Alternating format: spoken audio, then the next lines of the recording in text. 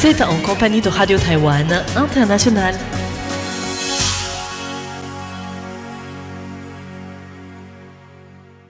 Bonjour à toutes et à tous, vous êtes bien sur Radio Taïwan International. C'est Sasa qui vous présente le programme de ce jeudi 24 juillet 2025.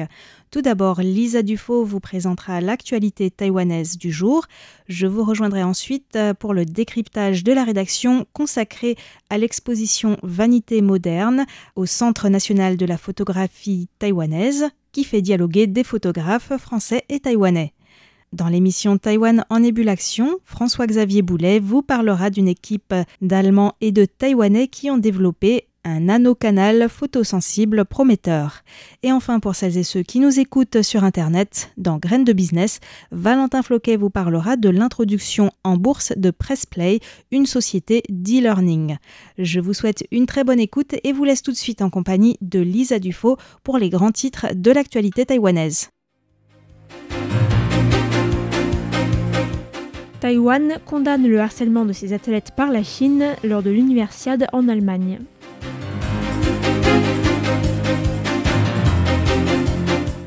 Taïwan et le Somaliland signent un accord de coopération en matière de patrouille maritime.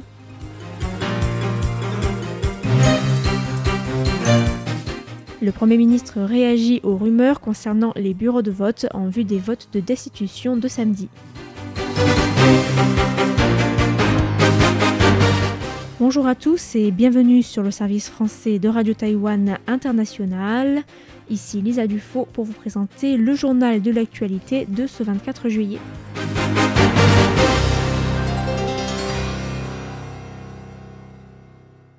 Le gouvernement taïwanais a dénoncé aujourd'hui un incident survenu dans le cadre de l'Universiade 2025 qui se tient actuellement en Allemagne, accusant deux ressortissants chinois d'avoir harcelé des athlètes taïwanais sur place.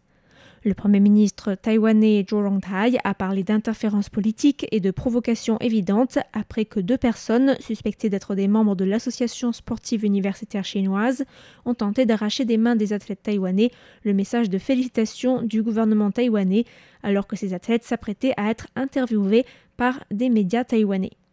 Le message du ministre de l'Éducation taïwanais était adressé à trois athlètes qui ont remporté en équipe la médaille d'argent en kyorugi, une forme de combat libre en taekwondo.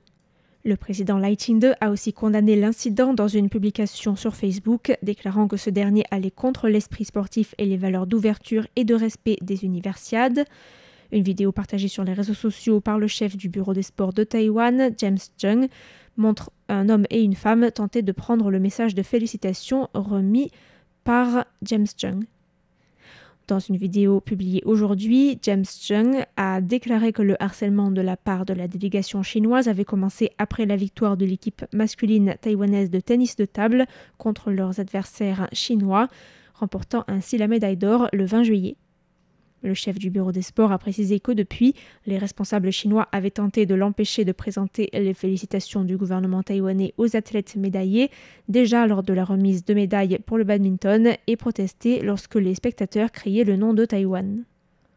La secrétaire générale du groupe parlementaire du Parti démocrate progressiste, Rosalia Hu, a rappelé que ce n'était pas la première fois que la Chine s'en prenait aux athlètes taïwanais et que c'était à cause des pressions chinoises que les sportifs taïwanais devaient se soumettre à des restrictions concernant notamment le drapeau national, qui ne peut pas être utilisé lors des compétitions sportives internationales.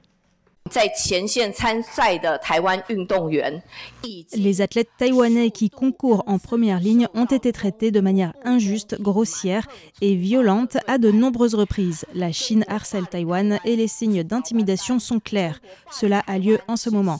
Même les événements sportifs ne sont pas épargnés, empêchant même les encouragements adressés à Taïwan pendant le match de tennis de table et le message de félicitations de Taïwan lors de la cérémonie de remise des prix en badminton. Le Kuomintang, principal parti d'opposition à Taïwan, a réagi à l'incident en condamnant les actions d'intimidation du Parti communiste chinois et en affirmant, je cite, que le parti continuerait de soutenir les athlètes taïwanais et de défendre leur dignité et leur sécurité sur la scène internationale. Le ministre des Affaires étrangères du Somaliland, Abdirahman Dahir Adam, actuellement en visite à Taïwan à la tête d'une délégation, a signé aujourd'hui un accord de coopération avec Taïwan en matière de patrouille maritime. Lors de sa rencontre avec la délégation ce matin, le président taïwanais Lai Ching-te a déclaré que cet accord permettrait d'ouvrir de nouvelles perspectives de coopération et possiblement avec les États-Unis.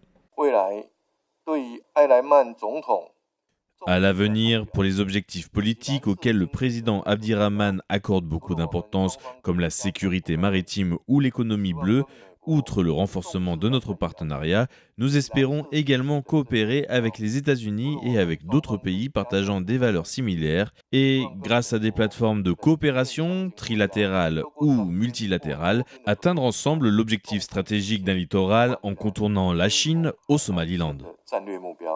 Le président a salué l'organisation des élections l'année dernière au Somaliland et a nommé le vice-ministre des Affaires étrangères, François Ujjong, pour participer à la cérémonie d'investiture du président somalilandais Abdirahman Mohamed Abdullahi. Lai Ching-te a aussi déclaré que Taïwan souhaitait collaborer de façon étroite avec le nouveau gouvernement pour écrire un nouveau chapitre de l'amitié entre les deux pays. Si la Chine n'a pas été évoquée de manière précise dans le communiqué de presse, le ministre somalilandais a indiqué que Taïwan et le Somaliland poursuivaient tous les deux un objectif commun de reconnaissance internationale, mais que les relations bilatérales étaient soumises à une pression considérable, avant d'affirmer que ces relations ne seraient pas ébranlées, quelle que soit cette pression. Le Premier ministre japonais Shigeru Ishiba, le président du Conseil européen Antonio Costa et la présidente de la Commission européenne Ursula von der Leyen ont publié une déclaration commune le 23 juillet à l'issue du 30e sommet Japon-Union européenne à Tokyo, une déclaration qui souligne l'importance de la paix et de la stabilité dans le détroit de Taïwan. Pour la 4e fois consécutive, la déclaration conjointe réitère que la paix et la stabilité dans le détroit de Taïwan sont indispensables à la sécurité et à la prospérité de la communauté internationale. Elle appelle aussi à une résolution pacifique de la question interdétroit et s'oppose à toute tentative de modifier unilatéralement le statu quo par la force ou la coercition. Le ministre des Affaires étrangères taïwanais Lin Jialong a remercié aujourd'hui le Japon et les pays partageant les mêmes valeurs avec Taïwan pour leur intérêt continu sur les questions en lien avec le détroit de Taïwan. Le ministre a affirmé que la déclaration témoignait du fait que le maintien de la paix dans le détroit faisait l'objet d'un consensus général et était dans l'intérêt de tous les membres de la communauté internationale.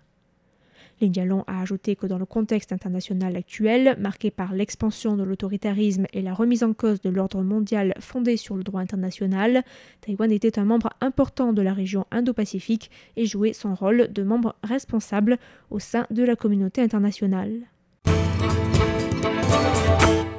Le Premier ministre Zhou Rongtai a réagi aujourd'hui à des rumeurs en ligne au sujet des lieux des bureaux de vote qui seront utilisés samedi lors de la première série de votes de destitution visant cette fois-ci 24 députés du Kuomintang, principal parti d'opposition qui domine néanmoins le Parlement taïwanais, ainsi que la maire de Hsinchu déjà suspendue de ses fonctions.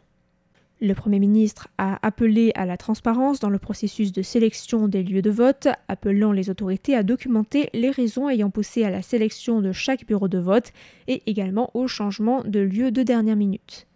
Zhou Rongtai a aussi demandé à la Commission centrale électorale de renforcer la surveillance des commissions électorales locales pour empêcher des controverses similaires à l'avenir. Le Premier ministre fait référence à des rumeurs circulant sur Internet et suggérant que certains bureaux de vote auraient délibérément été transférés vers des lieux moins accessibles. Le secrétaire général de la ville de Taichung, Huang Zhongtian, a déclaré que les changements étaient dus à des conflits de calendrier ou à des réticences de la part des propriétaires des lieux, affirmant que certains lieux sélectionnés à l'origine étaient déjà réservés ou n'étaient plus disponibles à la location.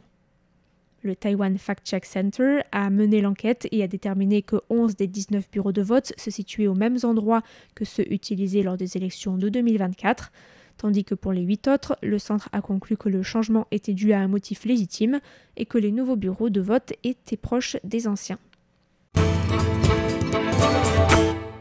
Le salon de la bande dessinée, qui a ouvert ses portes aujourd'hui au World Trade Center de Taipei, avait déjà attiré plus de 30 000 fans de manga et d'anime avant son ouverture à 10h ce matin. Le salon, organisé pour la première fois en 1995, attire chaque année des centaines de milliers de visiteurs. Les visiteurs présents lors de la cérémonie d'inauguration ont pu apercevoir 4 acteurs japonais de doublage ayant joué dans la série Pretty Derby. Su Wei-chuan, à la tête de la Chinese Animation and Comic Publishers Association, basée à Taipei, a indiqué qu'il y aurait quelques 100 événements et spectacles pendant les 5 jours du salon, avec notamment des sessions d'autographes et de rencontres avec les fans, mais aussi des activités de e-sport. Les organisateurs prévoient d'attirer plus de 650 000 visiteurs d'ici la clôture du salon et de générer plus de 300 millions de dollars taïwanais de revenus, soit environ 8,7 millions d'euros. La vice-ministre de la Culture, Lin Jinghui, a déclaré que l'événement était aussi l'occasion de promouvoir les échanges internationaux avec des bandes dessinées taïwanaises primées au Japon, exposées dans le pavillon japonais sur le salon. Le représentant de Taïwan au Japon, Katsuyuki Katayama, a ajouté que la passion pour les mangas et les animés motivait de nombreux Taïwanais à apprendre le japonais et à aller visiter le Japon, soutenant ainsi le secteur de la création de contenu au Japon, mais promouvant également les échanges bilatéraux. Girl, le premier film réalisé par la célèbre actrice taïwanaise Shu Qi, est en compétition pour le Lion d'Or de la Mostra de Venise qui se tiendra au mois d'août. Le Festival international du film de Venise a annoncé la nomination de Girl cette semaine en faisant la 8e production ou coproduction taïwanaise à entrer dans une des compétitions de la Mostra de Venise cette année. Shu Qi, qui est aussi à l'origine du scénario du film, a réagi à l'annonce en remerciant les acteurs et l'équipe de production, mais aussi son mentor, le célèbre réalisateur Ro Xiaoxian, dont le film A City of Sadness a remporté le Lion d'Or en 1989. Le Bureau central météorologique a observé aujourd'hui la présence de 3 typhons de faible intensité en mer. Le système nuageux du typhon Francisco devrait apporter encore davantage de précipitations dans les prochains jours. Des averses ou des courts orages sont à prévoir dans le nord de Taïwan, mais aussi dans le centre, le sud et le nord-est. De fortes pluies localisées pourraient ainsi survenir dans le centre et dans le sud, ainsi que dans d'autres zones montagneuses. Francisco sera au plus près de la côte nord-est et nord de Taïwan ce soir et demain, apportant de la pluie dans le nord de Taïwan. Le typhon Komei, qui se situe en ce moment en mer à l'ouest des Philippines, devrait bientôt tourner et se diriger vers le nord des Philippines pour ensuite baisser en intensité après son départ de l'île de Luçon. Nettement plus éloigné de Taïwan, un 3e typhon surnommé Krosa s'est formé cet après-midi en mer au sud-est du Japon, mais ne devrait pas impacter directement Taïwan. Ainsi s'achève le journal de l'actualité de ce jeudi 24 juillet qui vous était présenté par Lisa Dufaux.